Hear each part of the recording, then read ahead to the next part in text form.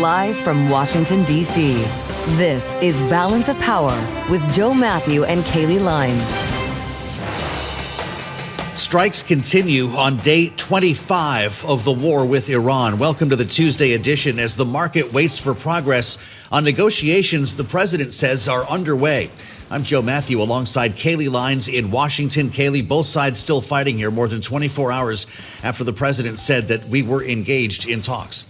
Yeah, perhaps engaging in talks, at least if the U.S. is trying to, does not mean that anything militarily is slowing down, as Israel is also saying that strikes are continuing at full intensity. And clearly a number of Gulf states were on the receiving end of missiles and drones from Iran today as well. So nothing is slowing down at all. And as for those talks, of course, Iran has denied any direct talks between Tehran and Washington. Maybe intermediaries are what are in play here, though, Joe, as Pakistan is now directly offering to host conversations between the two sides. Making us wonder how formal these talks might be if there is actually no host yet. We know that Steve Witkoff and Jared Kushner's names have been invoked, but we don't know exactly this moment who they're talking to. And it's been a full day since this was revealed by the president. He did spend some time in front of cameras and microphones yesterday, Kailey, but we still don't have names, times, or places. Yeah, there's a lot of unanswered questions. Now, the president will be spending some time in front of a microphone later this hour. 1:30 p.m. Eastern time is when he's expected to attend the swearing-in ceremony for the new Homeland Security Secretary Markwayne Mullin. So while that primarily will be focused on his role incoming at DHS, I'm sure the president may take the opportunity to answer a question or two about this conflict. Yeah, we'll sneak inside the Oval Office for that event, assuming it happens on time. That's about a half hour away, and it'll bring us to our conversation later this hour about the potential for the Department of Homeland Security to be reopened, Kailey. There's talk of a deal at hand, I guess, on both sides of the Atlantic today. Indeed, deal-making at home and abroad. But while we await our conversations on both of those potential deals, we also need to check on financial markets as they're working their way through these headlines as well. So for a check, we turn to Amy Morris, who's here with us in Washington. Hey, Amy. Hey, Kailey, this is just now crossing the Bloomberg terminal. ARM Holdings will begin selling its own chips called AGI CPUs. It's for the first time, aiming to claim a bigger piece of the massive spending on AI gear. The AGI CPU will have as many as 136 cores and draw 300 watts of electricity. It will be produced by TSMC with Meta Platforms as its first major customer. ARM shares are less than 1% higher. They're calling it the Tehran toll booth. Iran is allowing vessels to pass through the Strait of Hormuz if they pay up to $2 million. Sources tell Bloomberg the payments have been handled quietly. The lack of transparency and uncertainty over who might be targeted next is adding a fresh layer of friction to the shipping lane.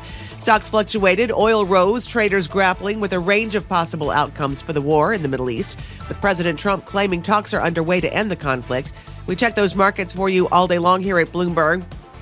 The S&P 500 is little changed on the downside. NASDAQ down about 0.5%. The Dow up about 0.1%.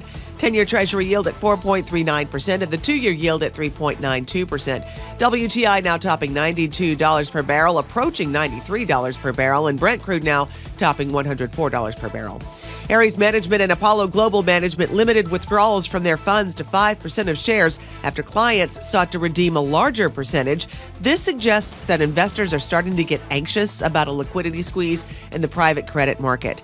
Limiting redemptions could increase negative sentiment and constrain liquidity further for the fund. That would make it harder to underwrite new loans. For on-demand news 24 hours a day, subscribe to Bloomberg News Now wherever you get your podcasts. I'm Amy Morris. That's a Bloomberg Business Flash.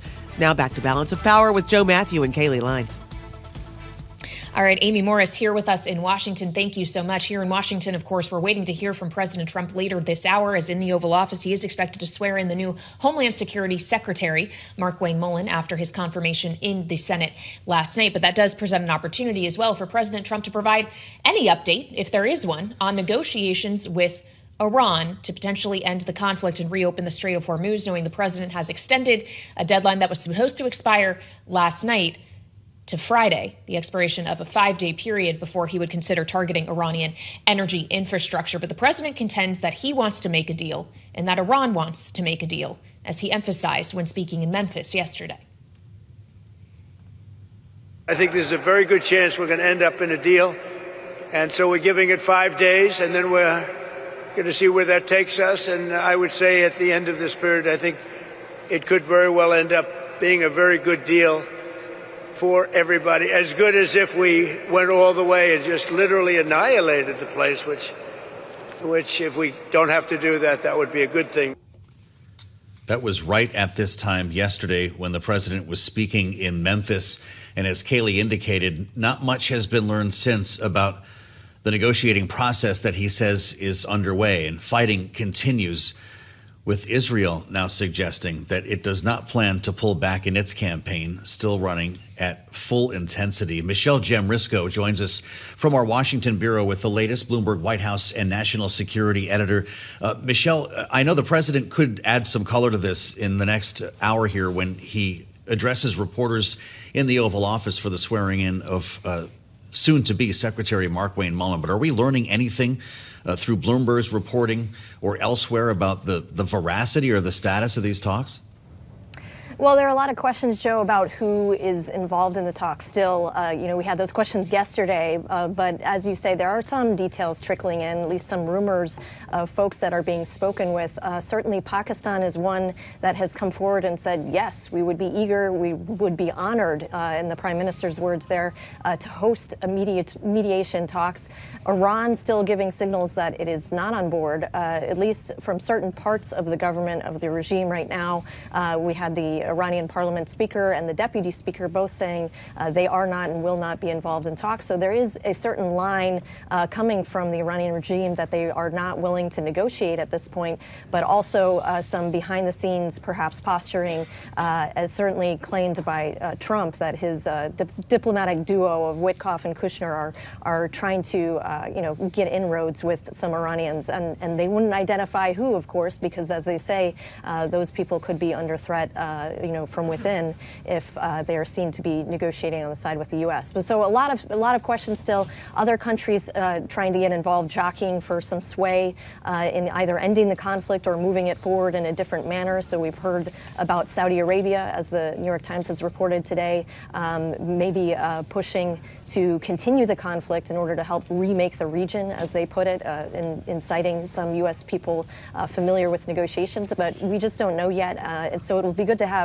the president weigh in and say whether or not he's having these talks. But of course, we're not taking anything at face value from any side at this point, which, everybody has their own motive here to claim or to not claim the talks are ongoing. Well, Michelle, as we are having this conversation, we're getting some fresh reporting out from the Wall Street Journal. In fact, this is in keeping with what Fox had reported earlier, but the U.S. is ordering 3,082nd Airborne soldiers to the Middle East, according to the Journal, also planning to deploy brigade combat team to support Iran operations. Though the Wall Street Journal has also reported that while this order to deploy the unit is expected to come in the coming hours, the decision to put boots on the ground in Iran has not yet been made. But when we consider the deployment of more soldiers, of more assets to the Middle East, knowing as well that there's 2,000 Marines coming from Japan that are expected to arrive on Friday, right around the expiration of the president's new 5-day deadline for Iran, Michelle, how should we be reading into that? Yeah, well, that's another hot area, Kailey, that we're looking at is what do you do with these additional troops that are coming into the region? We do know, as you mentioned, that MEU from Japan on its way should arrive in a couple days, and certainly a lot of firepower within that unit of more than 2,000 troops. But how and whether they will be used is still up for grabs. And in addition, we are hearing the same rumors as you mentioned about perhaps the 82nd Airborne, other units that may have to support if there is a potential ground invasion of any kind or takeover of Karg Island, as has been rumored. Those types of operations certainly would need a lot of different units, which, as the president probably would say, he's keeping options open. He is not promising anything one way or the other, and he won't tell reporters, first off, whether or not they would do such a thing. But, in his, one thing I do want to remind everyone is in his 5-day reprieve, if you will, of attacks, he was very careful to say this is only for energy sites. So we could see, we can't rule out any possibility of further kinetic action on the U.S.'s part in the region, not associated with energy sites. And even after that 5-day period ends, all options are on the table as they are right now. All right. Bloomberg's Michelle Jamrisko, covering the White House and national security for us. Thank you so much. I would note as well that we are seeing some escalating market action, specifically in the bond market. The 2-year yield, the 5-year yield, both up about 10 basis points on the day. And part of that may actually be, Joe, because of the weaker than expected 2-year auction, the drawing 3.936% compared to the 3.918 pre-sale when issued yield. That's the highest auction stop actually since May. So that may be what's going on in the markets, though certainly the bond market and the oil market have been having to contend with these varying headlines coming from the Middle East as to whether or not there is going to be progress in stopping something that could be an inflationary supply shock. Yeah, there's some obviously turn south here in terms of stocks reaching to their lowest levels of the day. Not that it's a big sell-off, Kailey. We just seem to get back to the bottom here. Gold turned negative, gave up an early lead. The VIX back above 27. So we're not feeling too great today as we wait for more news from Iran. Yeah, this market may not be that confident in the prospect of a diplomatic off-ramp here. But let's see if our next guest is or not. Ambassador Daniel Fried is with us. He is now a distinguished fellow at the Atlantic Council and former U.S. ambassador to Poland, as well as Assistant Secretary of State for Europe. And he's here with us in our Washington, D.C. studio. Ambassador, welcome back to Bloomberg TV and radio. You obviously have vast experience in diplomacy. Are you feeling optimistic about the chance diplomacy prevails in this conflict in particular?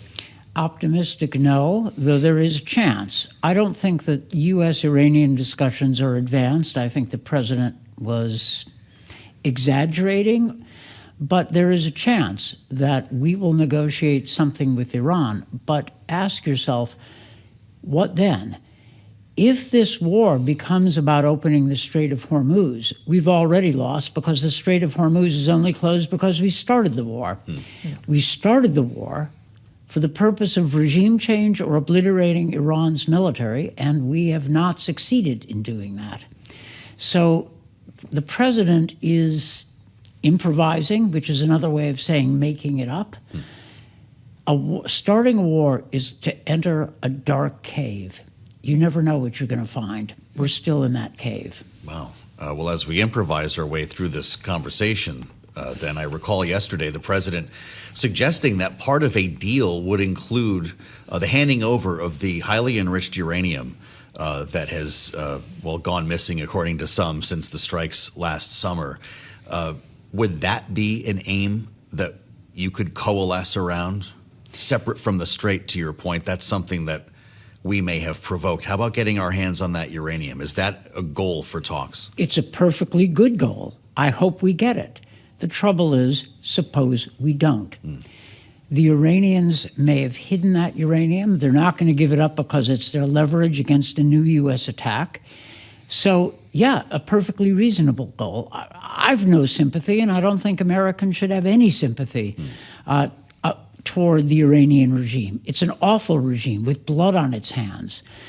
And its end would be a good thing. The question is not whether our objectives might leave us better off, but whether those objectives are achievable with the resources we've got. And that is not clear. Well, when we consider what the U.S. is willing to do in order to achieve those objectives, again, we have fresh reporting from the Wall Street Journal about some 3,000 more troops being deployed to the Middle East, specifically 82nd Airborne soldiers, though no decision to put troops on the ground, boots on the ground, rather, has been made yet. But you are seeing oil markets reacting to this. We're back around the highs of the session, as Joe was pointing out earlier. We're back at around $105 a barrel on Brent crude specifically, knowing that oil is the lever that Iran is able to pull here. I just wonder what your expectation is, knowing as well that countries that have been more allied with Iran, if you will, China, Russia, have they have a stake in the oil game as well. And I wonder if you think those pressures are being considered by Tehran right now. Well, the Russians have every interest in the price of oil going up. It benefits them. It puts money in their pocket. And we might have thought of that before we started the conflict with Iran. China probably wants a stable oil supply, lower prices, because it's a vast oil importer. So Russian and Chinese interests are different. But the Chinese stand to benefit from this latest Iranian offer to allow ships to go through the strait if they pay a $2 million fee. So the Russians and Chinese, for different reasons, are not going to help out the United States. The Europeans may help us out, especially if President Trump accepts their help and stops insulting them. How about Gulf states that are now reportedly considering getting involved in this conflict? How important is it for the United States to keep that from happening? Well, if we decide to escalate against Iran, another roll of the dice, we would probably welcome all the help we could get. And the Gulf states certainly don't like Iran. Iran has attacked them. So they're no friend. Iran has no friends in the region. But a widening conflict doesn't make you nervous. It all makes me concerned because I don't see where the other side is. It's not that I have sympathy for the Iranian regime. As I said, I don't. The question is whether our objectives can be met in a reasonable way that leaves us better off, and that is not clear. The war was supposed to be quick and easy. My sense of it is that the president gambled that he would attack Iran, decapitate its leadership, there would be a quick rebellion and regime change, and he would claim a glorious victory, a bigger version of what he achieved in Venezuela. Well, if that had happened, he might have bragging rights. But it didn't happen. That's the problem. Yeah, Venezuela, perhaps this is not. To go back to your point on the role Europe may or may not play here, how do you think that calculus changes now that we know Iran may have missile capability that can reach far beyond just the Gulf states who have always had reason to be concerned? But if they can get to Diego Garcia, they can get to a number of European capitals as well. Right. And the Europeans, after their initial hesitation to help us at all and their irritation at not being consulted are actually coalescing around a pretty reasonable position. The British organized a statement by 22 governments, including some in Asia, Japanese, Australians signed onto it, saying that they will take steps not further defined to help open the strait. And this could be the beginning of a coalition. I don't know that the Europeans are going to join with us in the war, but there are things that they could do to help. They could put pressure on Iran. They are working with us, and they have, let's say, swallowed their understandable irritation for the sake of their interests, and I think that's the right call. Ambassador Fried, you're a career diplomat, as opposed to the two gentlemen who have been put at the table repeatedly and could be again here, Steve Witkoff and Jared Kushner, know more about real estate and investment than they do about diplomacy. What does it mean for potential outcomes when you continue to send the same two people, in one case someone who's not a government employee, instead of experts in a region with a staff that's read in? Well, if the president trusts Steve Witkoff and Jared Kushner, that's a good reason to have them active. But they need experts, particularly on the nuclear side, and other technical experts advising them so they understand what the Iranians are saying to them. It's not bad for the president to have somebody he trusts leading sensitive negotiations. It's bad when that person doesn't have the expert advice to understand what he's being told. Well, it's great to spend some time with you, and we appreciate your sharing your diplomatic experience. That's Daniel Fried, of course, the former Ambassador Weiser Family Distinguished Fellow at the Atlantic Council. Ambassador, we thank you so much for your help. We're going to play all of this to the panel coming up. Jeanne Zaino is with us, Bloomberg Politics contributor and Democratic analyst, along with Republican strategist Maura Gillespie from Bluestack Strategies. And we do have some news on a potential breakthrough with the Department of Homeland Security. A short time from now, Mark Wayne Mullen, the senator from Oklahoma, will become the Secretary of Homeland Security when he's sworn in at the White House. And it does appear that lawmakers have a deal with the White House to resume funding after some 38 days without. We'll have much more on this straight ahead here on Balance of Power, only on Bloomberg. Headlines that have just crossed from the Wall Street Journal about the Pentagon planning to deploy the 82nd Airborne Division to the Middle East, a brigade combat team that, Joe, it's important to note what exactly it may be that they are asked to do. This is specifically a force that can be deployed anywhere in the world in under 24 hours, trained to parachute into hostile or contested territory to secure airfields and land. And the Journal is noting that, yes, no decision has been made yet to put boots on the ground. But these could be boots in question should the president so choose. With our eyes on Karg Island, if Yeah. not the actual strait itself, where it's been suggested we would need to line the coastline with troops. Kailey, this would be in addition to the Marine Expeditionary Unit that's on its way. So by the end of this week, there could be a sizable increase in the number of 5,000 more forces. troops at least. That's right. Coinciding essentially with the 5-day deadline that the president initiated when he kind of changed his tune on striking power plants yesterday. The problem is it's been 24 hours. We still don't have a sense, certainly following our conversation with Ambassador Fried, of exactly where talks lie right now. And maybe we'll learn more from the president. He's going to be in front of reporters a short time from now. Yeah, for the swearing-in ceremony of the new secretary, or will become the new secretary of Homeland Security, Mark Wayne Mullen. But yeah, the president certainly is likely to be faced with questions about what exactly is going on, as many are suggesting that this 5-day deadline that matches up with more troops arriving in the Middle East may indicate that the president could just be buying himself time here. Well, anything's possible. And as the administration says, everything remains on the table. So let's assemble our panel and get their take on this, along with a potential breakthrough in DHS funding. Bloomberg Politics contributor Jeanne Zaino is with us, democracy visiting fellow at Harvard Kennedy School's Ash Center, and Republican strategist Maura Gillespie of Bluestack Strategies is with us as well. Ladies, it's great to have you both. Maura, give me a sense of where this conversation is headed, because when you start talking about boots on the ground, it certainly changes the tenor on Capitol Hill. Attempts to invoke war powers have failed at every turn so far. What would that mean for Republicans and Democrats on the midterm campaign trail to have a say in that decision? Well, it really puts Republicans in a position to either to defend the president's decision to do that and bypass Congress, their very role that they're potentially campaigning for themselves to position themselves in. And then it also creates a question of what's the why? You just pointed out, what is the plan and what's the why? Are we trying to take over Karg Island? Are we trying to just get ships through the Strait of Hormuz? What's the impetus? And making that case not only to Congress, but in effect to the American people is valid and important, and the president seems unwilling to do so. And I think there's going to be a push there. I would hope that Republicans would encourage the president to do so and to try and give the American people a concept of what's going to be, the next weeks ahead, and give us a better sense of stability of what to expect. And I don't think he has done that so far. I also don't know that he knows that right now as we sit here. J.D. Vance and Steve Witkoff are headed towards Pakistan. Reports say that they're going to continue these conversations, but hopefully we'll have a better sense than today when we hear from the president. Well, Jeanne, you were making the point on this show yesterday that we've continually seen this pattern with the president when it comes to Iran of saying there's negotiations, that they're making progress, that he wants a deal, and then shortly thereafter, usually ahead of a self-imposed deadline, he decides to strike hard. We've seen it twice now. Do you think the stage is being set here for us to see it a third time?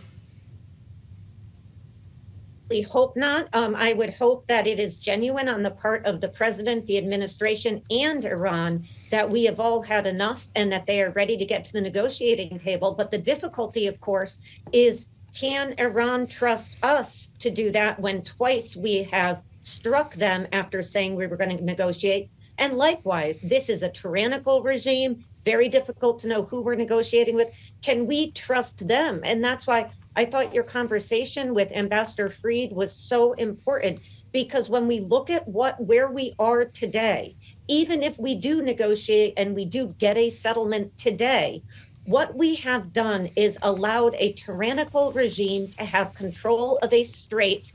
And I can't see a universe in which they give that up without real concessions, not just from the United States, but from Israel and the rest of its neighbors in the region. So this is not up to Donald Trump anymore. It is up to Iran because, of course, they are controlling that chokehold in the strait. So I certainly hope the president is right when he says we're negotiating and those negotiations get us to some sort of pause in this fighting.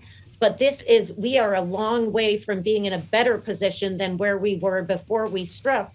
Because, of course, in January, Iran was probably the weakest it had been as a result of sanctions and the rise up of their own population in years. Now we have a more entrenched, dangerous leadership there and people who can't go out and protest their own regime, and Iran controlling the strait. That was a terrible place for us to be. Well, the president is balancing two potential deals this week. One is to end the war that he began in Iran, and the other is to reopen the Department of Homeland Security, which has proven to be far more difficult, I think, than anyone imagined when we went into this shutdown, which is on track to become a record-long partial shutdown if you're keeping track on your home game. The president spoke yesterday about a strategy to get the Save America Act passed. This is voter ID, and he wanted to attach it to the Homeland Security funding bill. This is what he said in Memphis. So I'm tying Homeland Security into voter identification with picture and proof of citizenship in order to vote. And those two items are the most important thing having to do with Homeland Security. So it should be part of the Homeland Security bill. And I'm requesting that the Republican senators do that immediately. You don't have to take a fast vote. Don't worry about Easter going home. In fact, make this one for Jesus, okay? Make this one for Jesus. That's what I tell him. That would be a damn good thing.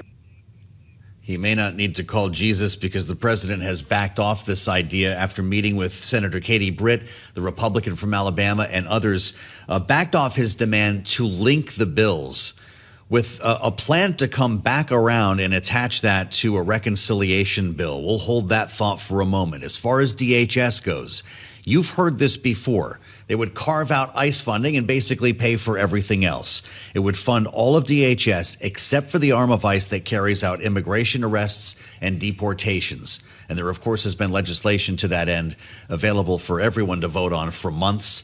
In this case, Jeanne, what do you make of this latest development here, knowing that if they pass this whole shutdown was for nothing, right? We could have done this weeks ago.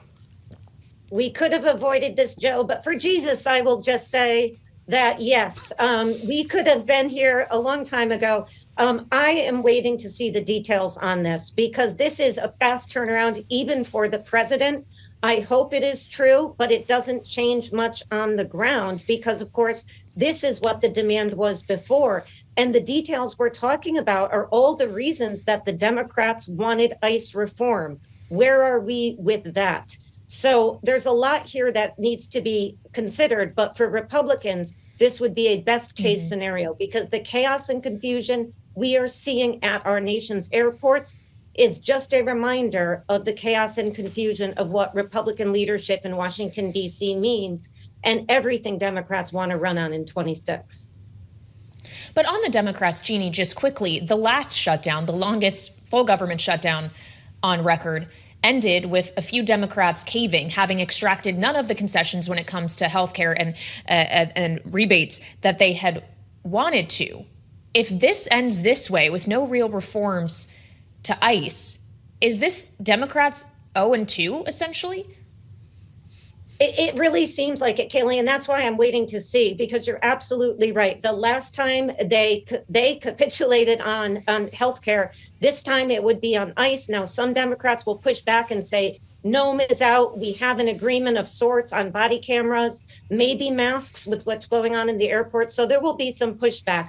But the reality is for Democrats, particularly primary voters, energized Democrats, this is going to seem like another Democratic attempt to just lay down and agree with what the Republicans want. And that's not good for Democrats. Wow. Well, this is interesting because, Jeanne, earlier you mentioned that the president tacoed on this one when he decided to not link the two bills together. And Maura, I think you agreed. So we have tacos. We have taco squared today. I guess, Maura, that's the state of Washington. Under President Trump, it tends to be. I think he does just say these things, and part of it has to do with the fact that he doesn't fully understand how Congress works. He has largely taken, and because Mike Johnson has given him the gavel in a lot of ways and in a lot of scenarios. But in this situation, John Thune has had to be the adult in the room and remind him how this works and how this is going to work. And so offering up, as he did this weekend, staying in and keeping the Senate in to work through this and come up with a plan to, what you said, what was offered early on, but now put DHS is ICE funding, attach it to SAVE Act in a reconciliation so that will be kind of kicked down the road a little bit here to get things open, because I am sure that senators, one, are hearing from constituents who from all sides of the aisle angry about what's going on and telling them to please fix this. But two, I think members really want to go home and they are not interested in staying here for anyone over the Easter break that they're kind of looking forward to having going home to their district. So I think this is going to be the impetus to get things moving, and then reconciliation will be a whole nother battle to endure. Well, just how quickly can that battle unfold, Maura? We're getting closer and closer to the midterm elections. We know reconciliation wasn't necessarily an easy lift last time around. Do you have real confidence that a second passage is going to be able to get through? My concern is what else gets added to it. I think that there is because of where this will fall in the timeline, there will be a push to attach a lot of things to this to try and get it done before the midterms. But then it becomes a question about what is the midterm messaging. Again, some of these things on optics sound, okay, great. Voter ID sounds something that sounds common sense. Again, there's additives in the Save America Act that conflate, federal and executive overreach against the states. And so that is a conflicting message for Republicans who pride themselves on being for smaller government. There are also issues with the ICE funding. I think that they are currently still funded because of the tax cuts last year. But what happens when the reconciliation bill comes forward? Are those concessions that Jeanne mentioned going to come into play? Are the masks going to be taken off? Are the body cams? All of those things going to be part of it? And we'll have to see. All right, Maura Gillespie and Jeanne Zaino, our political panel today. Thank you so much. And stick with us here on Bloomberg TV and radio. We'll take you live to the Hill and Valley Forum here in D.C. next with Chase Lochmiller, the CEO of Crusoe. That's ahead on Bloomberg. It's a busy day in the markets. It's a busy day in Washington as at the White House, President Trump is getting ready to swear in the new Secretary of Homeland Security, Markwayne Mullin. At the Capitol on Capitol Hill, lawmakers seem to be getting closer to a compromise to fund at least most of the Department of Homeland Security. And in between the two today is also the Hill and Valley Forum taking place here in D.C. And that is where we go live to Bloomberg Technology co-hosts Caroline Hyde and Ed Ludlow, who are joined now by the CEO of Crusoe, Chase Lochmiller. Ed, take it away.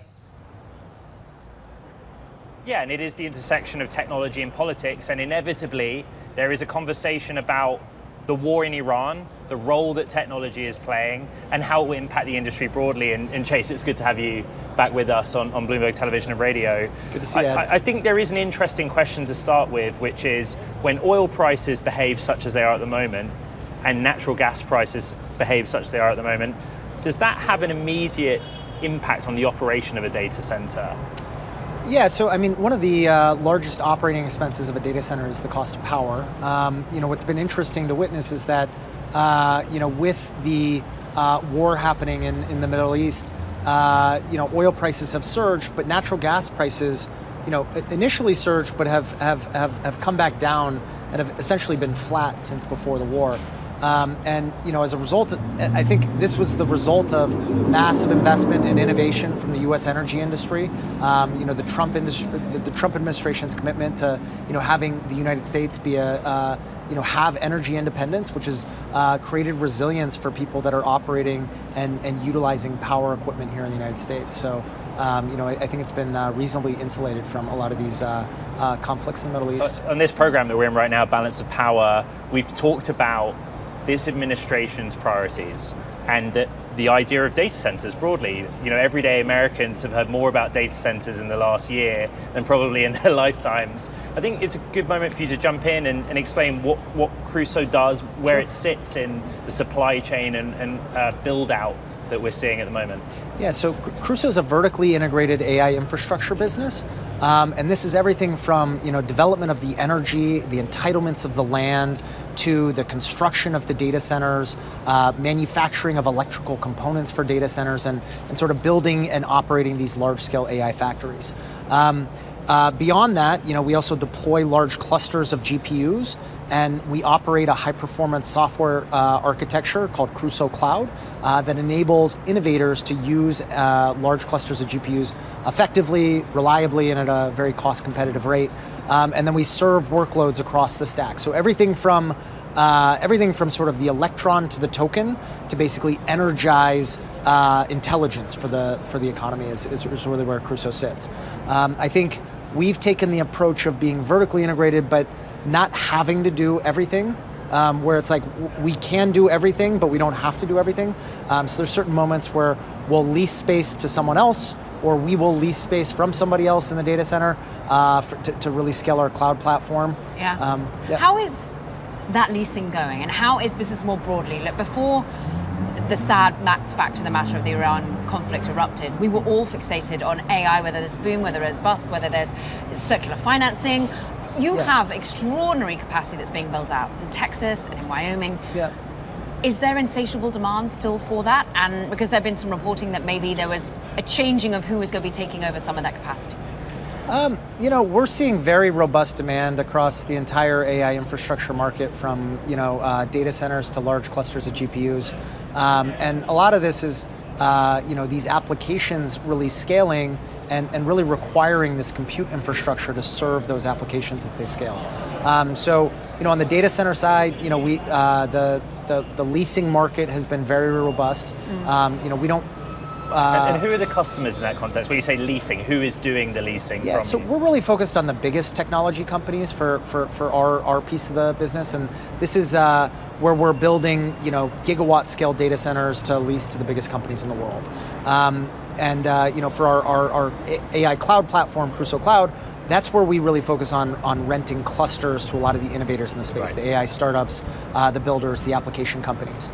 But for the leasing business and the data center business, we've seen tremendous demand, and I think that's been the case sort of across the entire stack. Because I think, Ed and colleagues have been doing some great reporting around how perhaps when it came to Stargate, what was being built out in Texas in particular, maybe Oracle moves back a little bit, but then Meta comes in, but actually it's not Meta, it's Microsoft. Maybe Google's taking over Wyoming. Can you just tell a little bit about who it is taking these leases? And because it's great news all around, it feels like, to be announcing it. So we haven't announced anything yet on any sort of expansion in Abilene. I know there was some reporting around, what was happening with the expansion in Abilene, and when we're ready to report that, we're going to come to you guys first and be able to tell you all about who's taking what and when. But I think in the conversations we're in, there's very robust demand signals and no shortage of demand for incremental compute capacity over the next 5 years. The macro point to that story that we reported is that the industry is trying to be nimble, and I think Jensen once talked about this a bit at GTC, trying to match the demand with the capacity that's actually available. And maybe saying, well, actually, our chances of getting a site online quicker are better here versus there. How difficult is that formula of matching the demand with getting capacity online? Yeah, I mean, look, it's a very complex supply chain challenge just across the board. This is the culmination of the most advanced engineering efforts and human initiatives, like over the course of history, right? And it's all of these different pieces coming together, from the actual silicon architectures to the networking fabrics to the data center architectures to how we energize them to how we build them, and all of these things have very different lead times. So it becomes a complex orchestra to really bring the full AI factory to life at the right time, at the right moment, exactly when the customer needs it. So I think that's probably a bit of what Jensen was commenting on. NVIDIA is definitely, in the seat where they see the biggest demand forecast picture in terms of, looking out into future years. And, I think Jensen, went on stage last week and said he's going to see $1 trillion worth of sales up, basically. Yeah, exactly. However he counts it, but however he counts and maybe it. that's you buying it. And to that end, what you do is very capital intensive. And we're seeing a lot of, you're very interesting in terms of the whole vertical nature, but there are others who are lending at their compute, whether they be neoclouds, whether CoreWeave has already gone public.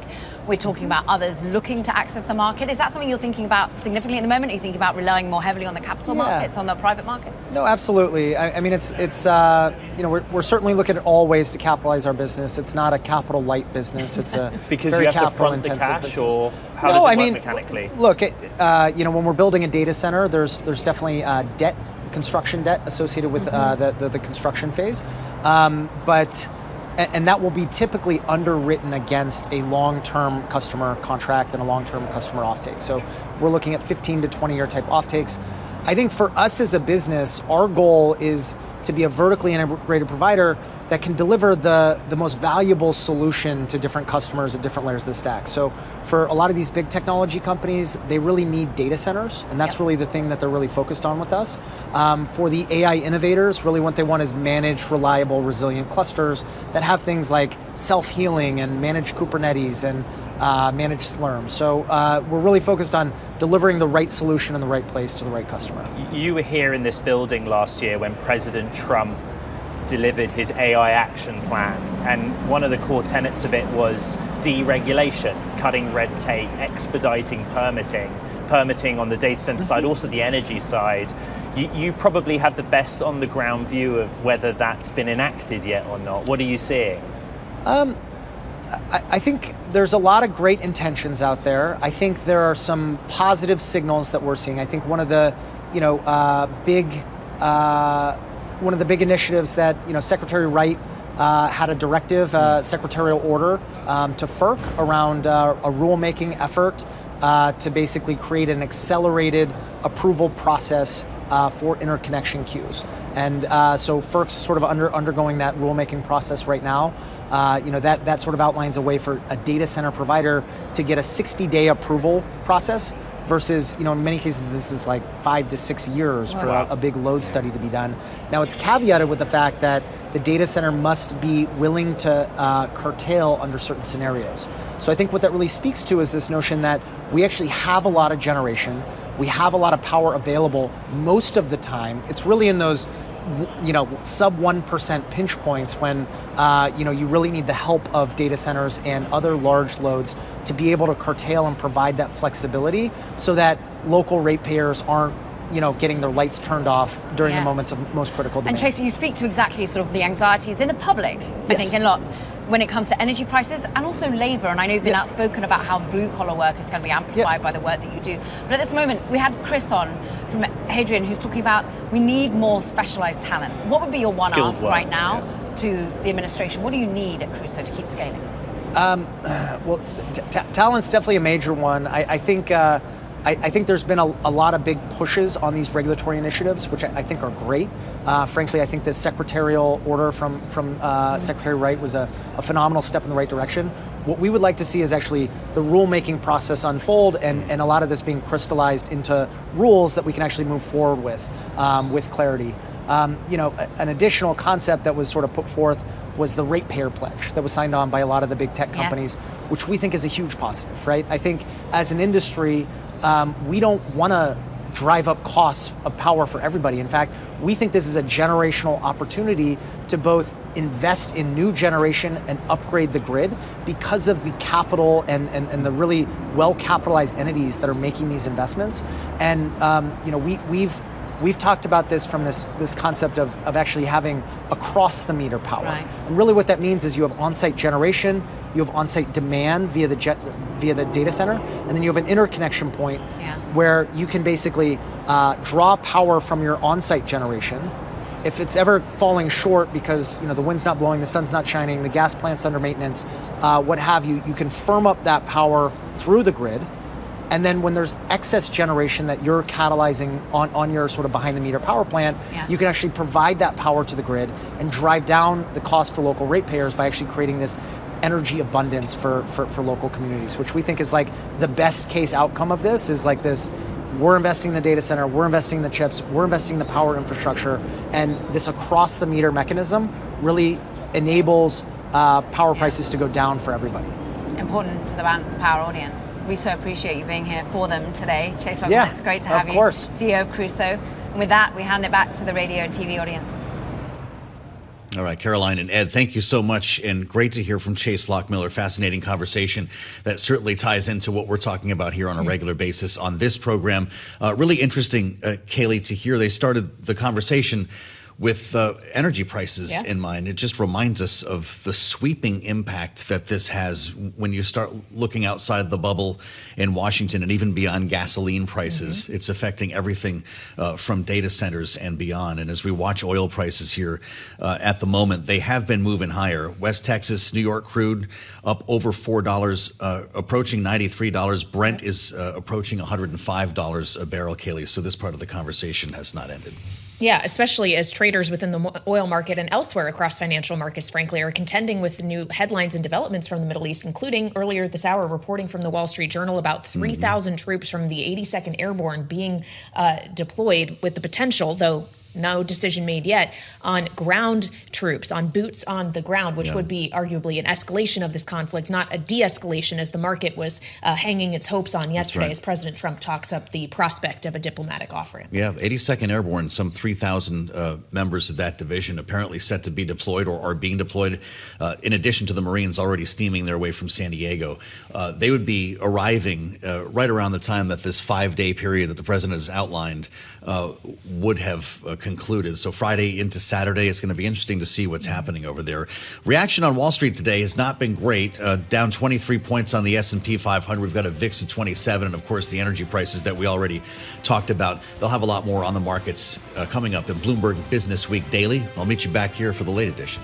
Yep, we'll see you at 5 p.m. Eastern time for the late edition of Balance of Power. We should have heard from President Trump by then as he gets ready to swear in the new Homeland Security Secretary, Mark Wayne Mullen, at the White House any minute now. So stay with us for the latest here on Bloomberg TV and radio.